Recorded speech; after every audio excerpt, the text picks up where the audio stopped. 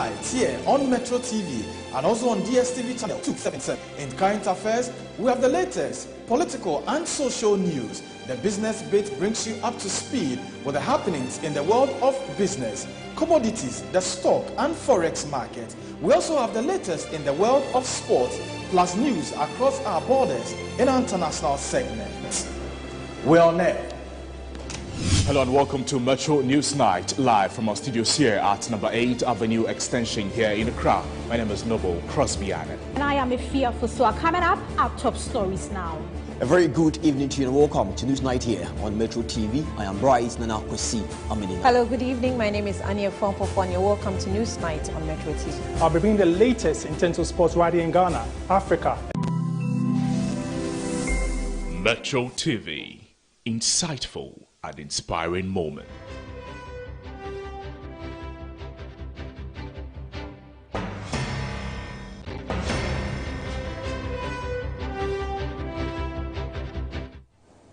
Hello, good afternoon and welcome to NewsFlash. We are coming to you live from Ekwabahima Studios at Northridge here in our offices in Accra. We are also live on your DSTV channel 277, on GoTV channel 170. We are streaming live on Facebook at Metro News and on Twitter, Metro TV GH. We are also live on DSTV on YouTube channel Metro TV Ghana. My name is Nana Yaweji.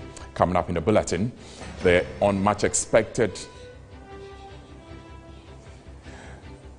much expected cost of presidential cost breakdown from Finance Minister Mason in Parliamentary Business Order of the Day.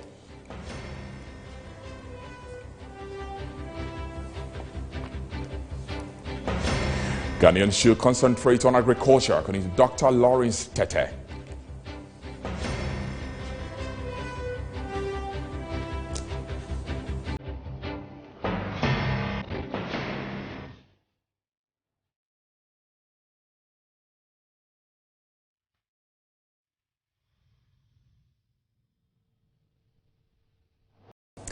We have this and many more coming up in our bulletin. The Parliamentary Select Committee on Trade and Tourism has commenced the management and staff of the Integrated Customs Management System, ICOM, for working tirelessly in generating over 18 billion cedis for the state barely a year into its operation. The committee, which was embarked on the working visit to the ICOM's offices urged management to work harder in selling and possible leakages, that is sealing all possible leakages in the system which may deny government the much needed revenue for development.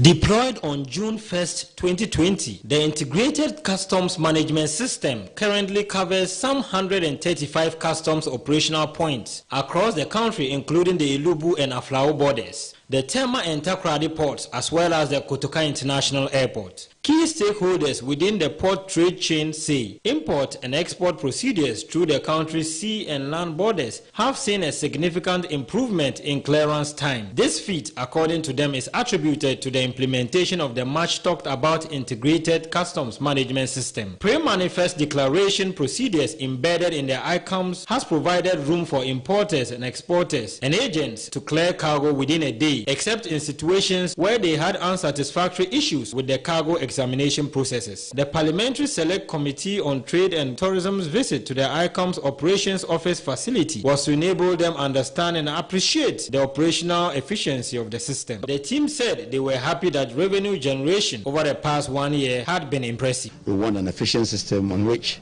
trade facilitation would contribute generously to its development. And from what we have seen today, for me, I think that even my colleagues from the other side of the divide are impressed. From here, we would go to the port and compare whatever they told us here to what is happening on the ground. And if there are any differences, we would bring them out. You see the progress that the introduction of the Unipass system is making. Whether or not it has helped improve the system, whether or not the turnaround time has improved, broad efficiency, whether or not it's helping to increase government revenue, which is really what is very important. And I think we listened to the presentation, a very impressive presentation.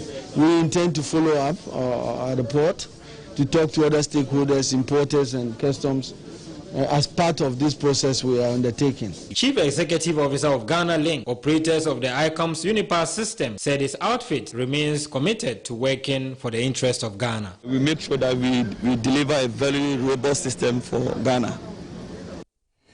We will bring in you a direct interview on this issue with Parliament, but before that, we take our next story. We're told that the Executive Secretary of the Right to Information Commission, RTI, Yelsapon Boateng, has hinted that charges for the request for information must not be for profit, but rather reproduction. According to him, the RTI Act is free for every Ghanaian. Hence, institutions who charge unreasonable fees for information should be reported to the Commission. He spoke on Sideline on the media forum on the RTI law here in Accra. The law is clear that the fees that are to be charged are to be for the reproduction of that information, and it's obviously not for profit. Companies will charge, if companies are to charge in the absence of parliamentary fees, it must be limited to the reproduction. For instance, if I want to make photocopies, what are the cost of photocopies? How many sheets are involved? Whatever fee that I'm coming up with should be commensurate to the reproduction of that information. In other news, the International Corridor of Hungary trained scholars, Dr. Lawrence Tete, has emphasized the need for Ghanaians to take advantage of the country's agricultural status. In the interaction with him on the sideline of the launch of Hungarian University of Agriculture recruitment agency here in Accra, he expressed the need for Ghanaians to venture into agriculture as another way of solving Ghana's unemployment challenge. I think we are losing sight of one thing in Ghana. Ghana is an agri state. Oil, diamond, and all the things we are talking about now doesn't really concern. The vast land we have is an agri community, and if we concentrate on agriculture, we will have a better thing. We've neglected our cocoa, we've neglected our farms, we've neglected so many things, we've neglected our livestock, and we are concentrating on oil and other things that has no essence. So I think that if we can concentrate on agri community, we will build our community. And remember, most of our young men and women finish school, and what they study doesn't give them any platform to work as well. So let us concentrate on an area that will be beneficial to us. And don't forget, I will reiterate again that Ghana is an agri community. Meanwhile, the Executive Director for West Africa Center for Counter-Terrorism, Mutaru Munmuni Qatar, says Ghana is not adequately prepared to deal with issues of extremism and terrorism. According to him, the porous nature of our borders and the checkpoints indicate that the security has a lot of work to do. He spoke with Metro News Awudu on Newsline. Here is more on this story. Violent extremists clearly communicated that Ghana and several other coastal states, including Benin, Togo, and Cote d'Ivoire, as new targets for their attacks. And so our intelligence agencies and security agencies in this country have always been aware that Ghana is a potential target for violent extremists. And so what has happened today, in the last couple of 24 hours, what we are seeing is not a new threat at all. It is not a new, a shock at all to people who have been familiar with the threat of violent extremism within West Africa. Or a kind of complicated and sophisticated, character of threat like extremism or terrorism it doesn't look useful. No nation on earth, including the United States and several other stocked in terms of security countries all over the world, no nation is adequately prepared or immune to the threat of attacks. What we should be looking at, what is the level of preparedness, especially how do we respond to issues when they happen? Our preparedness and response is key in dealing with this kinds of threats. Look, there's no any adequate, preparation for this. But to tell whether we will be able to deal with this successfully will be determined by the sort of, mechanism, the security architecture we have. Events are less important than our reactions to them in terms of security. What happens is not what is most important. How we deal with things is what determines the preparedness and resilience of the people. We've seen in the last 4 years some sort of significant escalation of commitment to dealing with the threat along the borders. Right. We've seen, the borders that have been beefed up. if you move from Boga towards, Paga, Navrongo, and Boku areas, you would discover new barriers and, checkpoints that have been set up, and at the borders as well. Right. But clearly, if you're familiar with this, you would know that this is woefully inadequate. So to give it a short, answer to your question, we are not adequately prepared for it, more especially the proximity of northern Ghana, as well as the very porous borders, allow interaction between the two countries, and that in itself make us more vulnerable to incidents of violent extremist recruitments and attacks.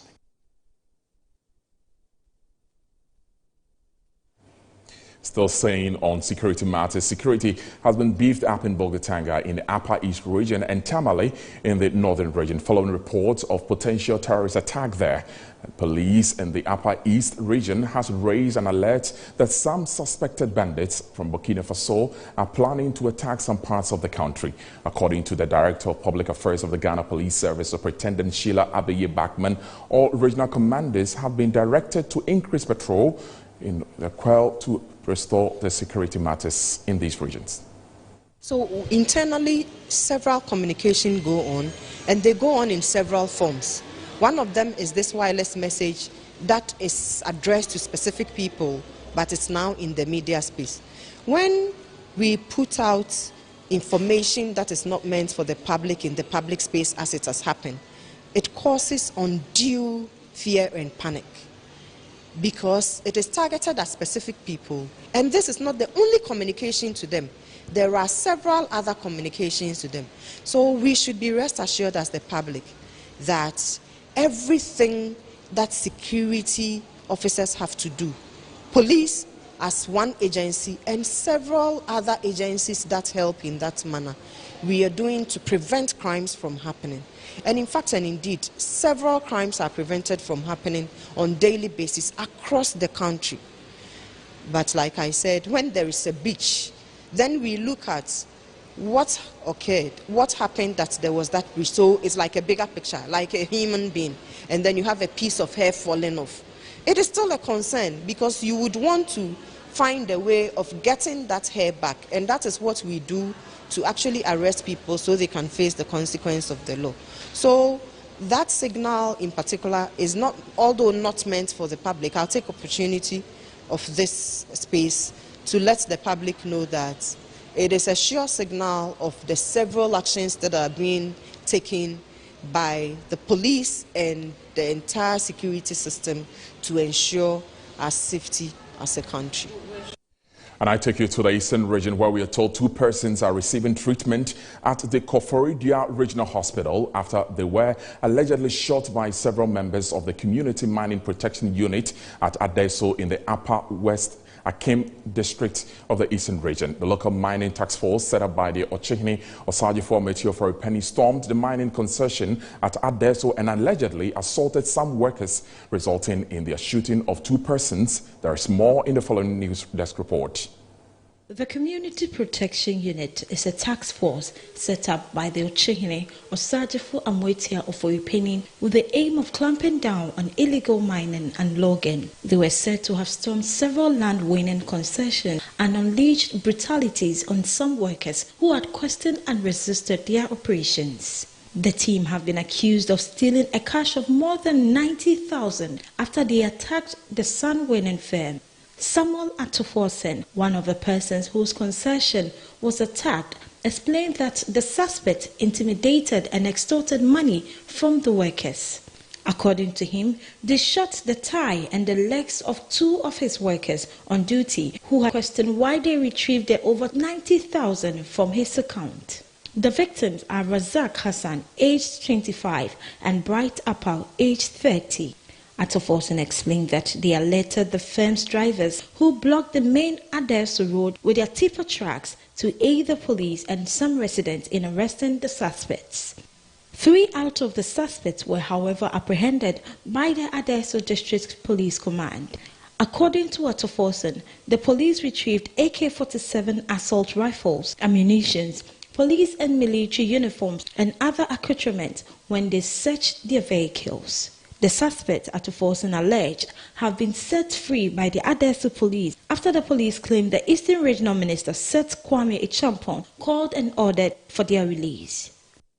Now back to Parliament. The Minister of Finance, Ken Ofori-Attah, is expected to appear before Parliament today to respond to questions on the cost of President Akufo-Addo's recent trip to France. However, Metro News' Abdullah Muhammad reports that the question from the Member of Parliament for North Tongue constituency, Okudzeto-Ablakwa, on the cost of the presidential trip is conspicuously missing in the business order of the day.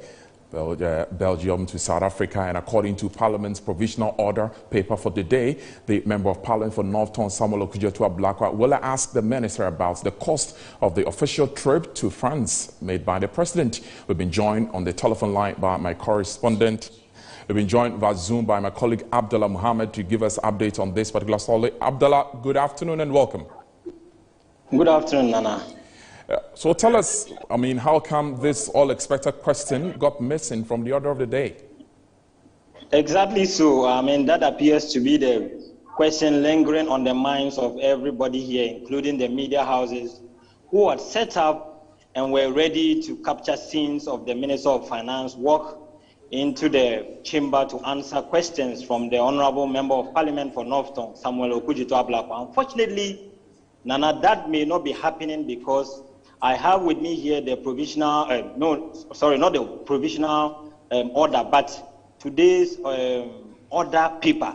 Unfortunately, that particular question, which was tabled to be questioned, which was tabled to be put before the Minister of Finance, hasn't been captured in the order paper.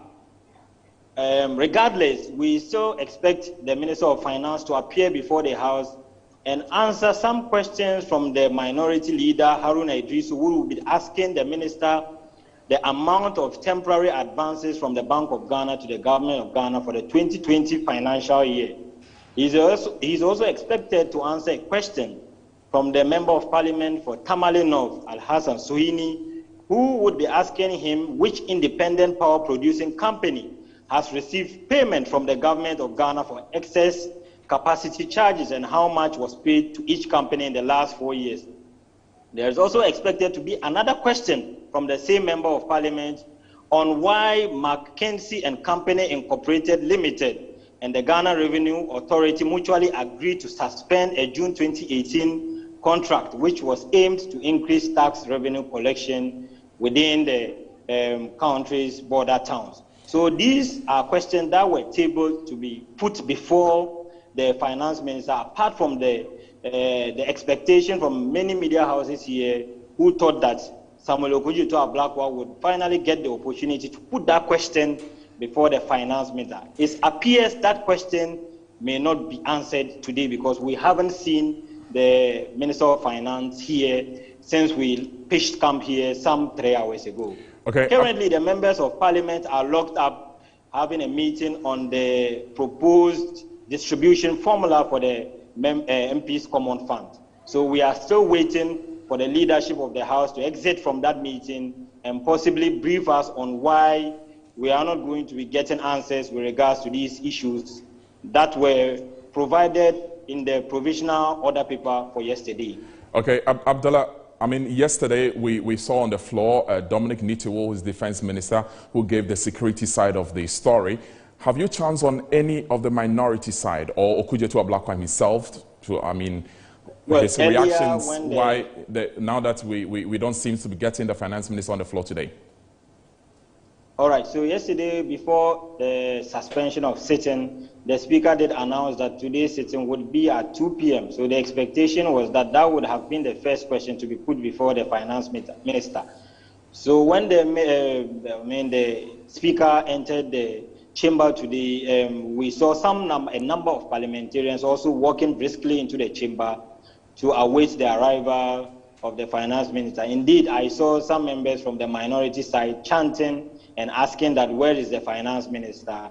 And in response, some of the members of parliament on the majority side said that they shouldn't worry, he will be coming to answer their questions today. So it's just rather unfortunate that we may not be having him to answer those questions. But some of the MPs who raised concerns with regards to this particular supposedly lavish trip by the president. We have seen some of them in the chamber today, and we may have to wait and put that question to them and find out whether any reasons were given for the absence of the finance minister in the chamber today.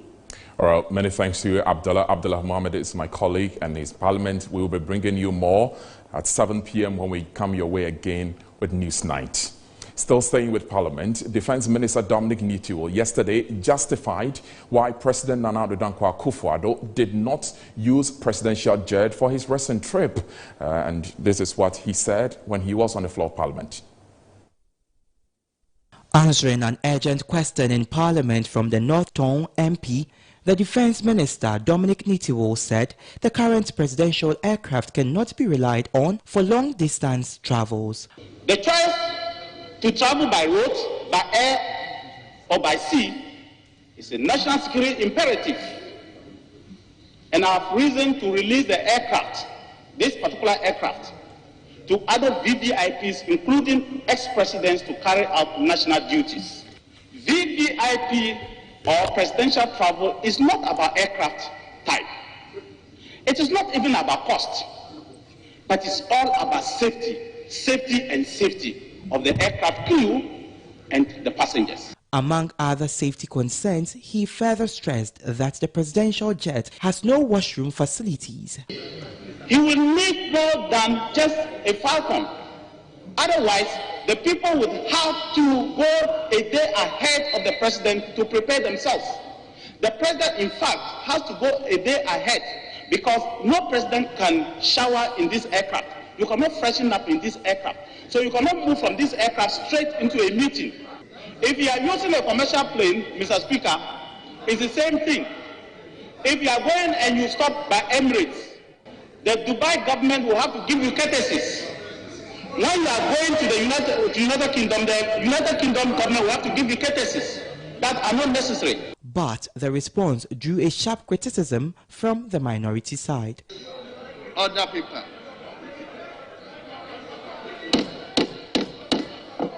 Wouldn't we be saving money if you advise the president to acquire a new aircraft instead of this expensive £15,000 an hour arrangement?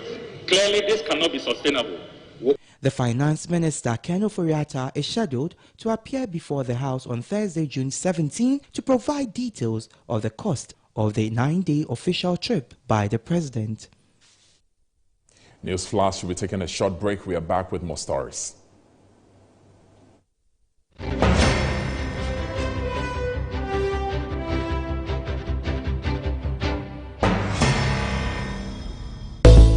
Need a little help? Nobody does it better. At UCS Facility Management, we give you the best in janitorial services, which include high-rise window cleaning, office cleaning, post-construction cleaning, facade washing, deep cleaning, carpet cleaning, swimming pool cleaning, and event janitorial services. Locate us at Jowolu, JA Plant Pool premises, or call us on 0501 666 322 or 0203 299 212 or 0203 299 234. UCS, your property is under our care.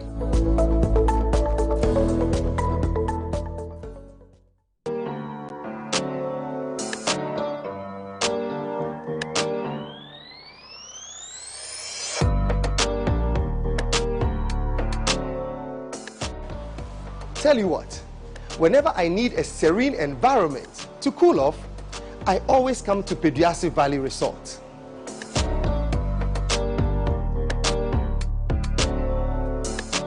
It's a crazy world out there, but as a father, I need to keep fit. Well, it's not ego, it's not about fear, but it's about survival. But as a man, as a father, you are the backbone of the family. Fatherhood is driven by the passion to make the world a much better place to live in. And as a father, all you need to do is to ensure that all those who rely on you, your friends, your family, feel that passion. It's a father's work. The role of a father is quite significant. A father is worth more 100 schoolmasters. And tell you what, when your father hasn't got your hand, he's always got your back. Honor your dad this Father's Day with a special Father's Day buffet lunch at Pejase Valley Resort.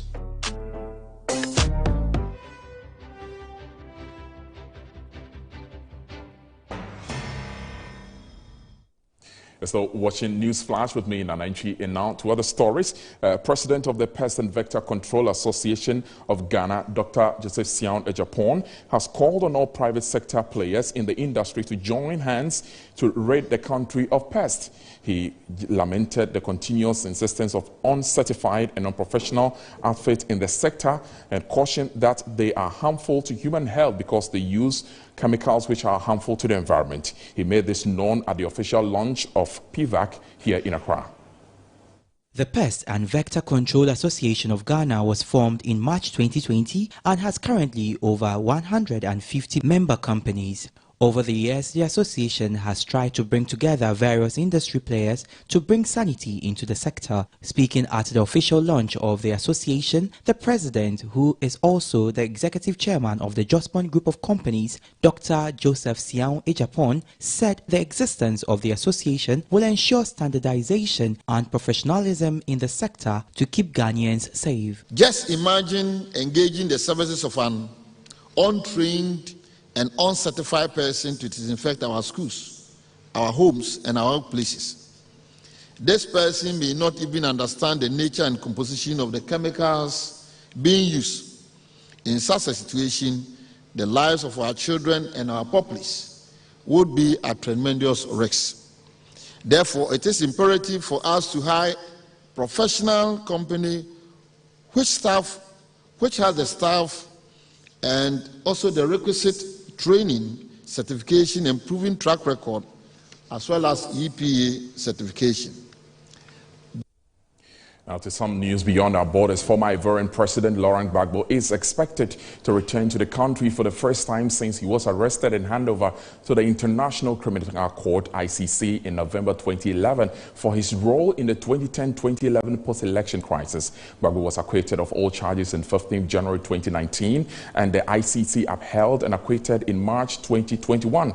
His flight from Brussels was scheduled to land in Abidjan 15:45 GMT. Ivorian authorities have promised that he will be given a rousing welcome and be treated as a former head of state. We have via Zoom the French journalist Francois Mbra II to help us speak to this subject. A very good afternoon to you and welcome, Francois. Good afternoon, sir. Thanks so much for joining us on NewsFlash on Metro News. Tell us the atmosphere at the time that the former President Laurent Gbagbo landed in the capital. Yeah, normally the President Laurent Gbagbo is supposed to be in Ivory Coast now for really joining his populations after 10 years outside his country. Laurent Gbagbo arrived unannounced since many days in reality, since the morning at 9 o'clock. Laurent Gbagbo left the territory of CPI and is on the air for Ivory Coast. The real signal is not yet done that he has landed, but the general mood in Ivory Coast is something very interesting because we saw that many people coming from different towns and different areas of the country went or come here in Abidjan just to welcome the President Laurent Gbagbo. It's something very interesting that we can note is that all the populations that come to welcome the President Laurent Gbagbo. Hello, Mbra, we are getting a poor sound feed from Francois Mbra II from Abidjan, giving us the update about the landing of former President of Ivory Coast, Laurent Gbagbo. We'll be bringing you more stories on that development at News Night at 7. We get to know the atmosphere, and even we are told he also flew on the diplomatic passport. We want to know whether there is some sort of reconciliation